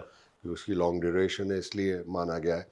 पर समझ ली रफाल और MiG-29 में तो अकेला पायलट है, अकेला ही है, अकेला सर। उसको सब करना पड़ता है ये। तो इसीलिए वो back again I come to कि योर फ्लाइंग शुड बी 2% और 5% minimum the skills that you can fly the aircraft without having to look at instruments and see कहाँ जा रहे हो, आप बिल्कुल steady जहाँ उड़ना है उड़ रहे हो। और बाकी 95% 98% जो मैक्सिमम है वो आपके बाकी टास्क पे जाए, नेविगेशन पे, फॉर्मेशन मेंबर्स पे, कम्युनिकेशंस पे, आर्मामेंट मैनेजमेंट पे, जो भी करना है। तो फ्लाइंग डिफरेंट होगी है, पर बॉन्डिंग स्क्वाड्रन में अभी चेंज नहीं हुआ है, बिकॉज अगेन अब अभी भी क्या हो रहा है, बियॉन्ड विजुअल रेंज कॉम्बैट हो रहा है, पर मिसाइल्स फायर हो रही हैं वगैरह वगैरह, पर आप लोग किस स्पीड पे क्लोजर है ये भी देखिए। I mean people are flying now high level पे, mark 1.5, mark 1.1, much higher speeds and closing. आप इनिशियल लॉन्च में भी 150-200 किलोमीटर पे, सर। पर आप क्लोजर रेट देखिए। अच्छा, इस लड़ाई में फिर वो विंगमैन भले ही आपके साथ में ऐसा नहीं उड़ रहा है, शायद ऐसा उड़ रहा है, शायद कहीं और उड़ रहा है, पर आप एक दूसरे को सपोर्ट कर रहे हो, Yes. कोऑर्डिनेशन अभी भी है।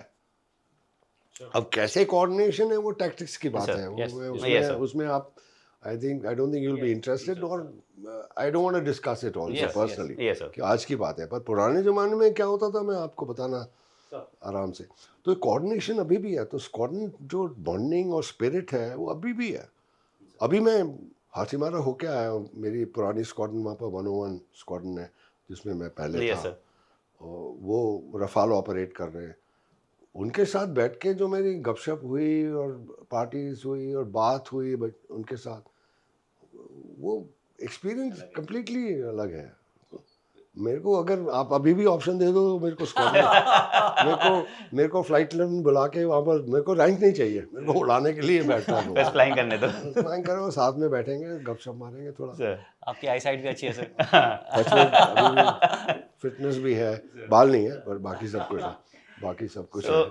सर 71 में तो आपको बोला गया था कि सेबर को आपको एंगेज करना है या नहीं करना ओ है। हाँ ऐसा है, देखिए जब हम 4 दिसंबर को जब गए थे लड़ाई, हमारे लिए तो 4 दिसंबर शुरू हुई थी लड़ाई। 3 दिसंबर शाम को उन्होंने दे वेस्ट में अटैक करा था पाकिस्तान ने, प्रीएम्प्टिव वो व्हाटएवर, कुछ डैमेज नहीं करा, पर 6-8 एयरफील्ड आदमपुर, हलवारा, पठानकोट, अमृतसर वगैरह में उन्होंने अटैक करा था। तो मैसेज तो हम लोगों को ऑल इंडिया रेडियो पे मालूम पड़ गया था। फिर इंदिरा गांधी प्राइम मिनिस्टर थी, उन्होंने आई थिंक 9-9:30 बजे रात को अनाउंस करा था वी आर एट वॉर। तो हमारे को तो एज एडजुटेंट 5-6 बजे जैसे ही हमने ऑल इंडिया रेडियो पे सुना, वो तैयारी हो गई थी कि हम रात में तो नहीं जाएंगे, कल तो जाएंगे, कल सुबह से लड़ाई शुरू है हमारे लिए। तो जाके मैं एडजुटेंट से के एमन को इन्फॉर्म करा, इधर करा, सी वगैरह उन्होंने बुलाया लोगों को, सीनियर्स को, सब कुछ प्रिपरेशन हो गई। और सुबह सुबह as luck would have it, हमारे स्क्वाड्रन को सुपी call leading, we were given, हम लोग फर्स्ट मिशन में थे ओवर डाका, मिशन 501, जिसमें मैं नंबर 4 था, जूनियर मोस्ट। सुपी 4 कॉल दिसंबर नंबर 4 कुछ है सर आपका? हाँ नंबर 4 था उसमें। अब देखिए 4 देखिए फिर से वही आ गया। पर मैं जूनियर मोस्ट था, तो 4 जहाज जाने वाले थे, तो I was number 4। Soupy call थे, एक बिल्लू सांगर करके फ्लाइट लेफ्टिनेंट थे, इंस्ट्रक्टर, जो ट्रेनिंग एस्टेब्लिशमेंट से अटैच्ड हुए थे, तो वो उनके नंबर 2 थे। एक स्क्वाड लीडर मैस्करिनस करके नंबर 3 थे, और मैं नंबर 4 था। मैस अब जब जहाज स्टार्ट हुए तो मैस्की का जहाज कोई हाइड्रोलिक लीक निकला, तो वो जहाज ख़राब हो गया। एक्चुअली सुपी कॉल का जहाज भी स्टार्टिंग में कुछ ट्रबल हुई, तो उन्होंने दूसरा जहाज स्टैंड बाय जहाज लिया। तो वैसे तो 3 हम लोग 3 निकले, 4 की जगह हम लोग 3। Now I became number 3। Sir और हम लोग हमारी जो टारगेट था वो डाका तेजगांव एयरफील्ड था, मेन एयरफील्ड ऑफ डाका। और वो हम लोगों को जो कमांड से ऑर्डर आया था कि आप लो लेवल जाएंगे, इस रूट पे जाएंगे वगैरह वगैरह, avoid detection bye radar, sabres वगैरह। तो हंटर्स के लिए हमारे फुल फ्यूल के साथ भी वी वर गोइंग करीब 14 nautical mile beyond our calculated range. अच्छा, मतलब जो आपका फ्यूल अलाउ नहीं अलाउ करता? करता था, उससे 14 माइल ज़्यादा दूर जा रहे थे, विच वॉज हमारे लिए 2 मिनट फ्लाइंग टाइम था। 7 nautical miles was average 420 knots पे, पर चल समझ लीजिए 2 मिनट एक्स्ट्रा जा रहे थे, 2 मिनट एक्स्ट्रा वापस आ रहे थे। तो हमारा कॉम्बैट फ्यूल जो रिजर्व्स होते हैं कि लड़ाई में अगर लड़ना पड़े तो 2 मिनट का हम कॉम्बैट रिजर्व रखते थे फुल थ्रॉटल पे, वो ख़त्म हो गया था। सिर्फ 2 minute sir? Air to air combat last either you get killed or he gets killed within 2 minutes, 1 minute, 30 seconds. It lasts, I mean, air combat is very fast. Sir. Very intensive, but very fast. Normally, it will not last 5 minutes. Nobody has got the gas. I mean, enemy के पास भी पूरे throttle पे 5 minute की fuel नहीं होगी कि वो लड़ता रहेगा। या तो वो डिसंगेज करेगा 2 मिनट के बाद, भागेगा, या हम डिसंगेज करेंगे, या कुछ मतलब आउटकम हो जाएगी कुछ ना कुछ। तो normally I mean as a rule we used to keep 2 minutes combat fuel in the aircraft reserves. वो रिजर्व तो चला गया, हमारा ख़त्म हो गया था 2 मिनट का। बल्कि हमारा जो डाइवर्शन फ्यूल था वो भी कम हो गया था, कि अगर हमको जाना पड़े बगडोगरा वगैरह, हाथीमारा रनवे ब्लॉक हो जाए, कोई एयरक्राफ्ट एनिमी एक्शन तो नहीं सोच रहे थे हम, पर समझ लीजिए कोई एक्सीडेंट हो जाए, कोई रनवे ब्लॉक हो जाए, तो फिर जहाज को कहीं और जाके लैंड करना पड़ेगा। तो नियरेस्ट वॉज बगडोगरा, सिलीगुड़ी के पास। सर तो उसका फ्यूल भी कम हो रहा था हमारे पास, मतलब कट गया था। तो हमको ऑर्डर आए थे कि आप सेबर्स को, अगर if you get engage by Sabres, attack by Sabres और bounce by Sabres as we use the term, right, तो आप नहीं लड़ेंगे, हम गुवाहाटी से मिग्स हैं, वो आएंगे और वो आपको तेजगांव के ऊपर मिलेंगे और वो सेबर्स को टैकल करेंगे, आप अपनी स्ट्राइक करके निकल आइएगा। That was the order. आप सिर्फ जाएंगे, किसी से एंगेज नहीं करेंगे, बॉम्ब्स ड्रॉप करेंगे, वापस आ जाएंगे? हमारे पास बॉम्ब नहीं थे, हम ऐसे 4 टैंक ले जा रहे थे, फ्यूल टैंक। तो हमारे पास सिर्फ गन्स ही थी, सिर्फ 4 गन्स थी, 135 round each, 30 millimetre guns, sir right. पर मैं इसी पे, क्योंकि हम रेंज से बाहर जा रहे थे, तो मेरा सवाल ये 71 जून से था पहले, जब कि हम इतनी दूर जा रहे हैं गन्स लेके, राइट, वहाँ पर कोई पाकिस्तानी वो बेवकूफ़ तो नहीं है, वो उनके जहाज बाहर थोड़ी खड़े रहेंगे। जैसे हमने अपने जहाज छुपाए हैं इधर उधर, वो भी छुपाएंगे। तो हम कहाँ उनको ढूंढेंगे, मतलब कहाँ मालूम पड़ेगा, कहाँ हम अटैक करें। और रनवे कंक्रीट पे 30 मिलीमीटर गन लगाने से कुछ मतलब क्या होगा? Paper, I use the word कि will you paper the runway with bullets, उससे क्या होगा? तो why don't we go high level, जहाँ फ्यूल कंजम्पशन कम होता है, बॉम्ब्स ले जाएंगे, 2 टैंक 2 बॉम्ब्स ले जाएंगे और नंबर्स में जाएंगे हम। मैं कुछ व्यूअर्स को शायद समझ में नहीं आएगा, इसलिए आप अगर ऊपर जाएंगे तो आपको ज़्यादा फ्लाई कर सकेंगे। करेक्ट। फ्यूल कंजम्पशन जेट्स के लिए आप देखते हैं आजकल भी जो एयरलाइनर्स हैं, वो लो लेवल क्रूज थोड़ी करते हैं, वो 40,000 फीट, 36,000 फीट, वो दैट लेवल, बिकॉज वहाँ पर आपका फ्यूल कंजम्पशन कम होता है for the miles covered on the ground, right. Fuel consumption, rare air, थोड़ा कम mixture, but you get this, so your range increases as you go higher in jets, right? तो आपने जब ये रिकमेंडेशन दिया, आपको पसंद नहीं किया होगा लोगों ने? वेल, बोला बच्चे, शट अप बच्चे, क्या जानते हो तुम, ये ऑर्डर कमांड से, ठीक है, जो कमांड का ऑर्डर। तो अब आई रोट दिस आर्टिकल कि मैन प्रपोजेस गॉड डिस्पोजेस। तो हम लोग गए, मैं नंबर 3 नाउ। अच्छा, जाने के टाइम नंबर 3 भी नहीं जा रहा था मैं, क्योंकि जैसे मैंने टेक ऑफ करा, मेरा अंडर कैरेज ऊपर नहीं जाए। तो I took off in stream behind सुपीकॉल, बिलू सांगर, फिर मैं पीछे उनके साथ कैचअप करना है। वो राइट टर्न करने वाले थे, तो वजदा का उसमें कैचअप करना था। तो मेरा लैंडिंग गियर ऊपर नहीं जाए, वो एक बटन होता था, वो दबे ही नहीं। तो हमारे हंटर में एक सिस्टम होता है कि ओवरराइड बटन, पर वो override only in emergencies you can, operational reasons you can use, because वो बोलते हैं कि एक बार इसको यूज़ कर लिया और आपने अंडर कैरेज ऊपर कर दिया, तो जब वापस आओगे अंडर कैरेज डाउन होगा कि नहीं होगा कोई पक्का नहीं है। आप मतलब सर्किट आपने उसको डिस्टर्ब कर दिया है, तो नहीं होगा शायद। मतलब आपको अभी पता नहीं है कि वापस आएंगे तो लैंडिंग गियर खुलेगा कि नहीं होगा कि नहीं होगा। पर मेरा सीओ 4 जहाज से 3 हो गए हम, अब वो 2 हो रहे हैं, मैं भी नहीं जा रहा हूँ। तो वो तो नहीं है, वैसे ऑपरेशनल मिशन है। तो मैंने वो ओवरराइड लेके लैंडिंग गियर ऊपर करके, पर काफ़ी कोशिश करी। पहले तो उनके पीछे बहुत दूर चले गए थे वो, आगे अपनी स्पीड पे। हाँ, बिकॉज़ लैंडिंग गियर के साथ मैं धीरे जा सकता हूँ, like our limit was 250 knots with landing gear. वो लोग 360 390 नॉट्स पे क्रूज कर रहे हैं, तो वो तो दूर हो रहे थे बिल्कुल काफ़ी। पर luckily I was keeping them in site, winter थी, अच्छी विजिबिलिटी थी। तो बड़ी मुश्किल से फिर मैंने ये ओवरराइड लेके लैंडिंग गियर ऊपर करा कि ऑपरेशनल मिशन है, मैं सीओ को अकेले नहीं जाने दूंगा। आई मीन 2 जहाज जाएंगे और कल इंटरसेप्ट हो गया, कुछ हो गया तो लोग बोले तू भी वापस भाग गया, कुछ भी, मतलब वो उस टाइम कुछ सोचते नहीं हो। आप ये सोचते हो कि मैं अपने सीओ को और अपने स्क्वाड्रन को ऐसे नहीं छोड़ूंगा, कुछ भी हो जाए। ऑपरेशनल मिशन है, लैंडिंग गियर देखेंगे जब आएंगे वापस, लैंडिंग गियर नीचे आता है कि नहीं आता है, पर अभी तो चलो। तो मैंने उसको रेज हो गया लकीली, तो उनके साथ कैचअप करा। तो उस कैचअप में और लैंडिंग गियर के साथ मेरा फ्यूल और भी ज़्यादा जल रहा है, आप समझ रहे हैं ना, थोड़ा कम हो रहा है। पर ठीक है, उनके साथ गया और मैं उनके लेफ़्ट में, ये 2 साथ में थे और मैं लेफ़्ट में, जैसे नंबर 3 होता है, करीब 1500 गज पे मैं हूँ। वो चल रहे हैं हम लोग, लो लेवल जा रहे हैं। जब तो मैन प्रपोजेस गॉड डिस्पोजेस। अब यहाँ से हम लोग हासीमारा से ऐसे जा रहे हैं और मिग्स इधर से गुवाहाटी से जा रहे हैं। गुवाहाटी इज़ अबाउट समझ लिए हम साउथ जा रहे हैं तो Guwahati was like 200 mile east of Hasimara. तो वो ऐसे कोर्स पे आ रहे हैं, हम लोग ऐसे कोर्स पे आ रहे हैं। तो 2 मिनट शॉर्ट जब हम लोग इनिशियल पॉइंट बोलते हैं एयरफोर्स में, जब नेविगेशन करते हैं, इनिशियल पॉइंट मींस हम लोग नेविगेट करते हैं, उस पॉइंट पे पहुंचे तो उसके बाद पुल अप पॉइंट पे पहुंचेंगे।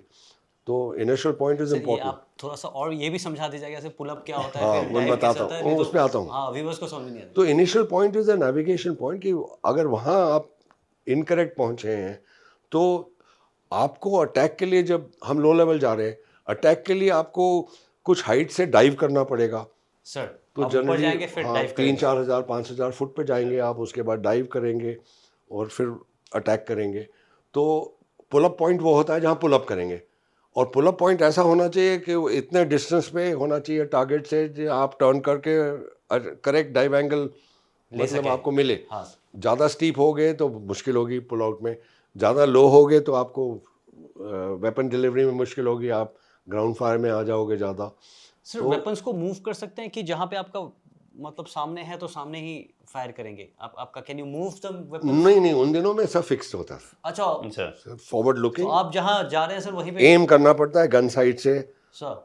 उसको वेपन का भी ड्रॉप होता है ना, ग्रेविटी ड्रॉप Yes, वगैरह yes, वगैरह, ट्रैवल टाइम, विंड का अलाउंस वगैरह जो देना पड़ता है उसको, कि उस टाइम में विंड भी ले जाएगी।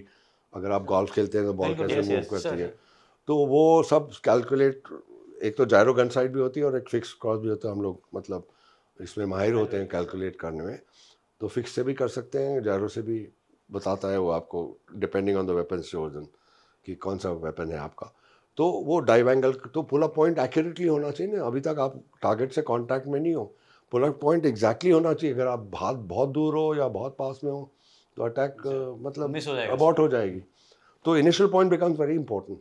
तो हम लोग जैसे इनिशियल पॉइंट पे पहुंचे, मैं लेफ्ट में था, वहाँ से राइट से मैंने 2 सेबर्स आते हुए देखे करीब 5 माइल दूर, राइट पे बिल्कुल 3 o'clock 2:30 मतलब ऐसे। और वो ऐसे आ रहे हैं जैसे नॉर्मल अटैक में आते हैं ना, हम लोग ऐसे जा रहे हैं और ऐसे वो आए। तो मैंने तो रिपोर्ट करा कि Sabres 3 o'clock 5 miles slightly high, two bandits और व्हाटएवर वो कॉल, जो आरटी कॉल था। तो सुपी लीडर ने इमीडिएटली मिग लीडर को बोला, मिग वाले जो आ रहे थे हाँ जो आ रहे हैं, गुवाहाटी से आ रहे थे। कि उनका जो भी, आई थिंक एक का नाम क्या नाम था उसका, बहल करके उसको बोलते थे वो, यंग एंड हैंडसम ऐसा उसका कुछ निकनेम था। तो उनको वो कॉल कर रहे कि हम लोग सेबर्स हैं। तो वो पूछ रहा है सुपी कहाँ हो, वेयर आर यू। सुपी बोल रहे हैं वेयर आर यू। ये चल रहा है उनका आरटी, और मैं ये देख रहा हूँ सेबर्स आते जा रहे हैं पास में, मतलब अटैक में आते जा रहे हैं। और फाइनली एक सेबर इनके पीछे आ गया करीब समझ लो 2000 गज पे, which is the missile range. और दूसरा सेबर मेरे पीछे आया, वो मेरे पीछे चला गया। तो मैं कभी कभी मिरर में देख रहा था उसको एक आध बार, पर मैं तो सुपी का, I am worrying about soupy, ये सेबर जो मेरे पीछे आया वो थोड़ा सा और पीछे होगा, कि उसको ज़्यादा डिस्टेंस कवर करना पड़ा। तो ऐसे 2-4-5 second 10 second seems like ours, हाँ, बट एक्चुअली हुए 5 सेकंड 10 सेकंड में टोटल ये सब कुछ। तो कॉल्स चल रहे हैं पर कुछ हो नहीं रहा है। तो इस सेबर ने, लीड सेबर जो था, जो सुपी के पीछे था और बिल्लू के पीछे, उसने वो पास नहीं आ सक रहा था। तो हमने धीरे धीरे 420 से 450 480 नॉट्स पे पहुंच गए होंगे हम लोग, मतलब काफ़ी हाई स्पीड पे। तो वो पास पकड़ नहीं सक रहा था, तो उसने अपनी टैंक गिराई, ड्रॉप टैंक गिराई। अब ड्रॉप टैंक जब गिरी उसकी बेली से, तो एक फ्यूल का वुश करके मतलब वो आ जाता है वेपर सरी का, वो मुझे लगा कि मिसाइल फायर मिसाइल करेगा। फायर। अच्छा। सच्ची में मैंने सोचा मिसाइल फायर हुई है। तो आई इमीडिएटली सर, अब मिग्स के लिए वेट नहीं कर सकते, मिसाइल उनको लग जाएगी। फट से हार्ड राइट, वो जो एवेसिव एक्शन होता है, एक हार्ड राइट मैंने दिया और मैंने अभी खींचा उसकी तरफ कि उसको या तो डिटर करूं या वो ब्रेक करे वहाँ से, क्योंकि मैं उसके पीछे आ जाऊंगा। बट सुखी सर भी तो आपके राइट में ही थे आप। नहीं, सुपी सर 1.5 किलोमीटर 1500 गज राइट में मेरे। सर तो टैक्टिकल एक्शन कैसे होता है, उसके साथ में बिल्लू फाइटिंग में है, सर मैं ब्रॉड फ्रंट में बोलते हैं हम लोग। तो मैं अगर राइट करता हूँ और ये सेबर अगर उनके पीछे जाता है तो वो मेरे सामने आ जाएगा। 90 डिग्री टर्न में वो अगर कुछ नहीं और करें तो ये सामने आ जाएगा। तो इसको सैंडविच बोल देते हैं। वो मेरे आगे हैं, उसके बीच में सेबर है, मैं उनके पीछे हूँ, मेरे पीछे एक सेबर अलग है, ठीक है। तो ऐसा हो जाएगा तो उसको ब्रेक ऑफ करना ही पड़ता है, क्योंकि otherwise he get shot by me, मैं उसको पकड़ लूँगा। तो मैंने हार्ड राइट ऑर्डर करा। अब मैंने तो काफ़ी खींचा उस सेबर की तरफ, पर हमारे ऑर्डर थे कि भाई आप लड़ोगे नहीं, क्योंकि फ्यूल नहीं है हमारे पास। तो हम लोगों ने 350 अप्रॉक्सीमेटली नॉर्थ के 10 degree left was the course home, घर हाशिमारा के लिए। तो 350 पे मैंने रोल आउट करा। अब मैं ऐसे अंदर होता हूँ ना इनके, आफ्टर 90 डिग्री टर्न सुपी का फॉर्मेशन इधर हो जाएगा, मैं इधर हो जाऊंगा, then they cover my tail, और मेरा सेबर कहाँ है वो बताएंगे। अब मैं अंदर ही देख रहा हूँ उसकी तरफ। तो जैसे ही रोल आउट करा तो लेफ्ट में सुपी होना चाहिए बिल्कुल अब्रेस्ट, कोई नहीं है वहाँ। तो मैंने कहा शायद उन्होंने लूज टर्न करा है, कहीं इधर उधर हो गए, ऊपर नीचे देखा, सब जगह सर्च करा, और सडनली मैंने देखा इधर करीब 7:38 o'clock, 7:30 clock to me, 2 Hunter ऐसे ही फॉर्मेशन में जा रहे हैं, उनके पीछे एक सेबर है करीब 400 गज दूर, और वो फायर कर रहा है, उसके नोज से वो पफ आ रहे हैं ब्लैक स्मोक के, तो फायर कर रहा है उन पे।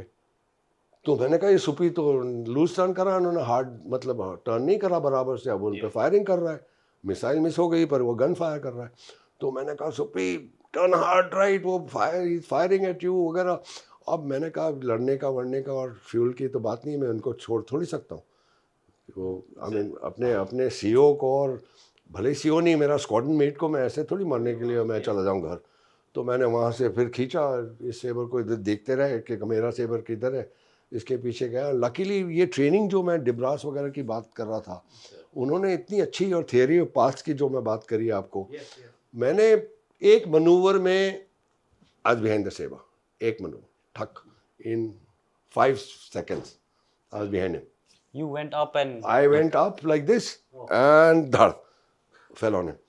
Okay, now I fell behind him, kept telling turn hard right. इनको तो कि वो bullets. you have to fire. हाँ. I have to now. I got in, and luckily I got in pretty nicely. Very बड़ी बढ़िया, मतलब जो उन्होंने सिखाया था मेरे को। एकदम टारगेट सामने सर। फट से हमारे पास जायरो गन साइट का एक वो डॉट होता है, उसको पेपर बोलते हैं, और उसके आसपास डायमंड्स होते हैं। वो डायमंड्स क्या करते हैं कि आपको विंग स्पैन जो होता है एनिमी का वो सेट कर लो, और डायमंड्स में उसको विंग स्पैन में जहाज ले आओ, तो वो रेंज कैलकुलेट कर लेता है कि इतनी दूर है, मतलब अकॉर्डिंगली कितना लीड वो जायरो कैलकुलेट कर रहा है। तो your sighting technique was keep the pipper on the cockpit of the aircraft target. वो ऑटोमेटिकली लीड और ग्रेविटी ड्रॉप वगैरह कैलकुलेट कर रहा है रेंज पे बैठ के। आप पेपर उस पर लगा दो और steady and fire, okay, from 300-400 yards. That's what you should be. So I was there 300-400 yards like a jiffy. I mean, I can't tell you how fast I fell on him. Thought say ready, my paper on the cockpit. And guess what? अब training में हम लोग क्या करते हैं, जब हम ऐसा लड़ाई करते थे ट्रेनिंग में आपस में, you take a film, camera, Sir. okay? तो मैंने कैमरा बटन प्रेस कर दिया बेवकूफ़ तरीके, सर और फिर खुद को इतनी गाली दी मैंने। और मैं उसको बड़ा रैपिडली आ रहा हूँ, बहुत जल्दी, मतलब उसको मेरे तो जल्दी थी ना कि वो मेरा जहाज पे फायर कर रहा है, वो नहीं गिर जाए, तो इतनी जल्दी, और मैंने कैमरा बटन प्रेस कर दिया। तो अपने आप को मैंने क्या गालियाँ दी हैं मैं बता नहीं सकता। वो गन ट्रिगर अलग होता है, तो गन ट्रिगर लो करा। अब इस बीच में मैं उसके 100 गज के आसपास पहुँच गया। पहुंच चुके हैं सर आप, और इतना पास हो गया हूँ, इतना बड़ा सेवर मेरे सामने है, राइट, सामने पड़ा है। और उसने मेरे को, या तो उसने मेरे जो पीछे था उसने वार्न करा, या उसने देखा होगा कि कोई आ रहा है, तो उसने रिवर्स करने की कोशिश करी कि इस रिवर्सल में मैं ओवरशूट करूँगा, फिर वो मेरे पीछे आ जाएगा। तो Reversal as in? मतलब वो राइट टर्न में थे, वो रिवर्स करके लेफ्ट हो जाएगा, ऐसे हो जाएगा। और पीछे घूम तो जाएगा। मैं इतनी स्पीड पे उसका टर्न रेडियस नहीं होल्ड कर सकूँगा, ओवरशूट करूँगा, वो वापस रिवर्स करके सिजर्स बोलते हैं इसको हम लोग, मैं ओवरशूट करूँगा, और वो बिकॉज मेरी स्पीड ज़्यादा थी, राइट, तो वो वापस मेरे पीछे आ जाएगा। That was his intent.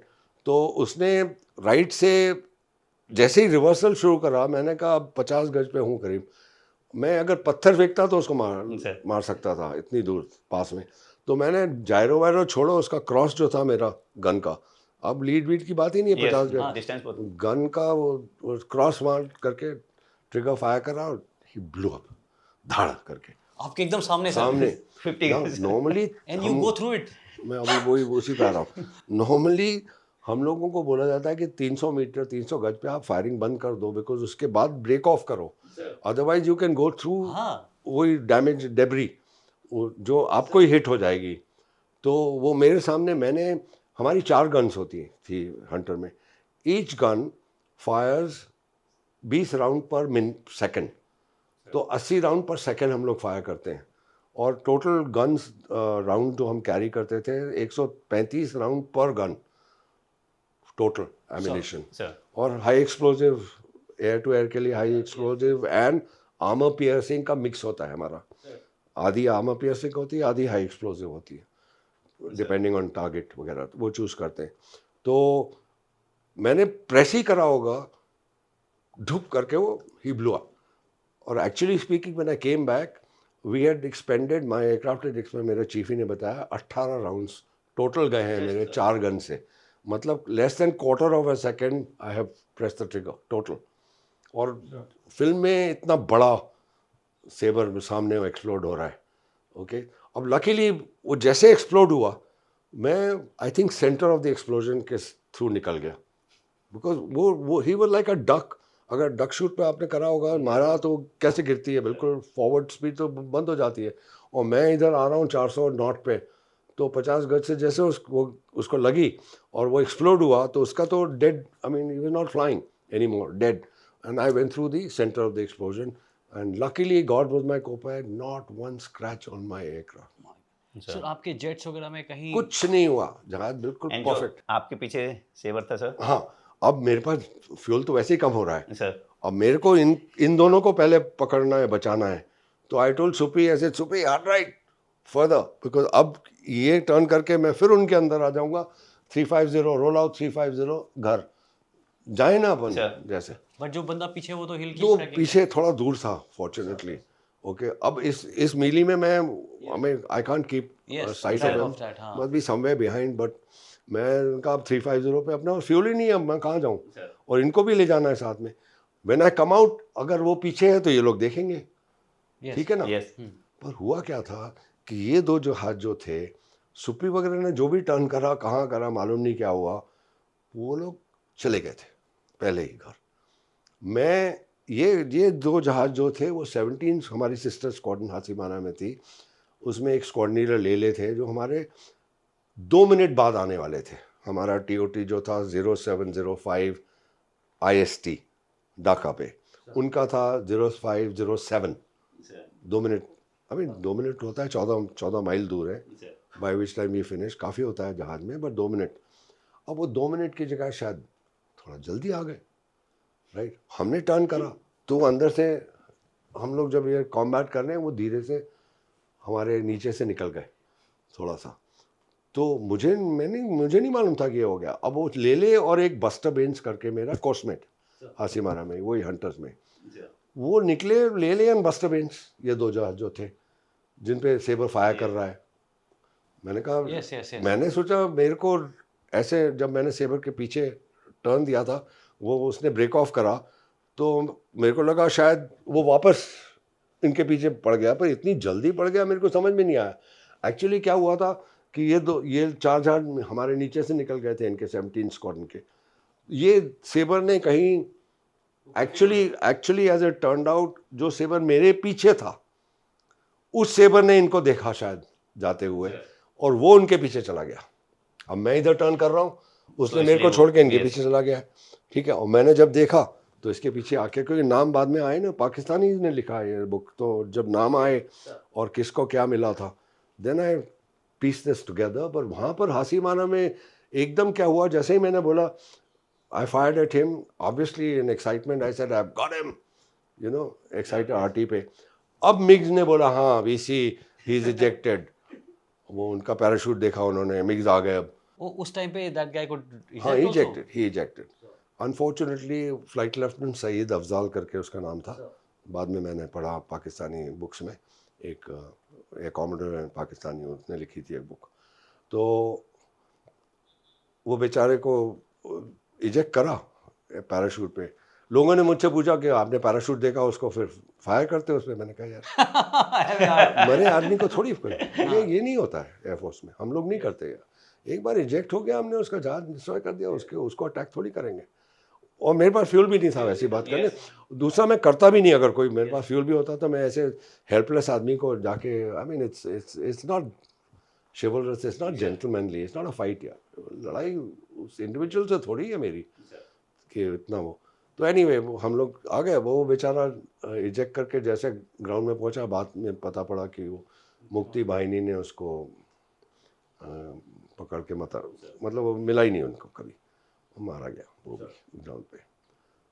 तो ये अब वहाँ मुझे तो नहीं मालूम, जब मैं हार्ड राइट उनको फिर से बोला, hard right I am coming inside 350 look for me on the right.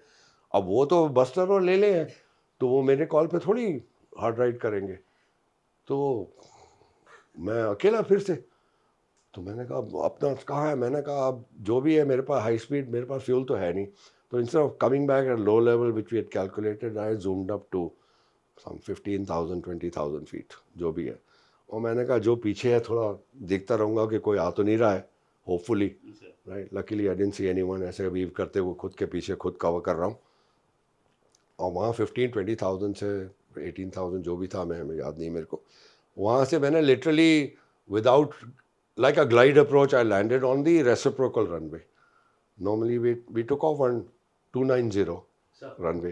अब वापस जब आ रहे हैं तो 11 मैं ईस्ट हूँ एयरफील्ड का, राइट। तो because we took off this way ना, तो इसी रास्ते पे वापस आया तो थोड़ा मतलब लेफ्ट में एयरफील्ड। तो मैंने कहा 11 ATC को बोला मेरे पास फ्यूल नहीं है, इमरजेंसी, जाके 11 पे लैंड करा। एंड आपका लैंडिंग गियर काम कर गया था? जैसे ही मैंने डिस्पर्सल में टर्न करा लैंडिंग के बाद, इंफॉर्मेशन आई है इंटेलिजेंस की 12 बजे 12 नून पे governor of Pakistan mister Malik is going to hold a meeting in the governor's house with all senior functionaries including Niazi, their army commander, their armed forces commander, their secretaries and बड़े-बड़े जो भी होंगे और UN officials वगैरह कि आगे क्या करना है, कैसे वो मीटिंग होगी। and that is the time the order has come to attack.